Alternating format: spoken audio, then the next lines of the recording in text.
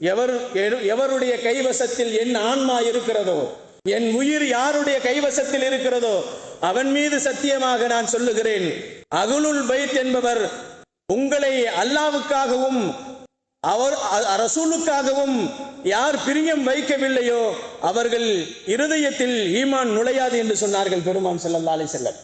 பெருமானார் ஸல்லல்லாஹு அலைஹி வஸல்லம் சொல்லும் பொழுது இப்படி சொன்னார்கள், என்னுடைய உயிர் யாருடைய கைவசத்தில் இருக்கிறதோ அவன் மீது சத்தியமாக, அல்லாஹுவின் மீது சத்தியமாக நான் சொல்லுகிறேன்,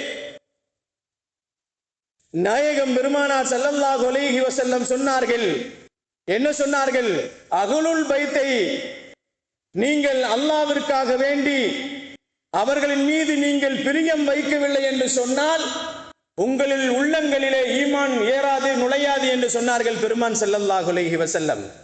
கண்ணியமானவர்களே, அல்லாஹுவின் அன்பை பெற விரும்பினால் என்னுடைய அன்பை பெறுங்கள் என்று சொன்னார்கள் பெருமான் ஸல்லல்லாஹு அலைஹி வஸல்லம்.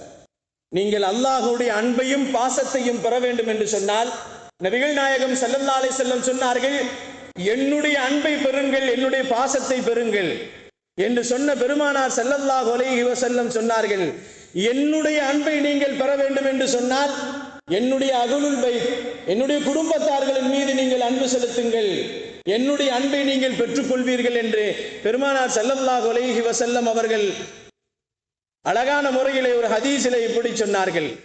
கண்ணியமானவர்களே, அல்லாஹ்வின் நல்லடியார்களே, பெருமானார் இன்னொரு ஹதீஸிலே இப்படியும் சொன்னார்கள், நீங்கள் உங்களுடைய குழந்தைகளை வளர்க்குகின்ற நேரத்திலே 3 விஷயங்களை சொல்லிக் கொடுங்கள்.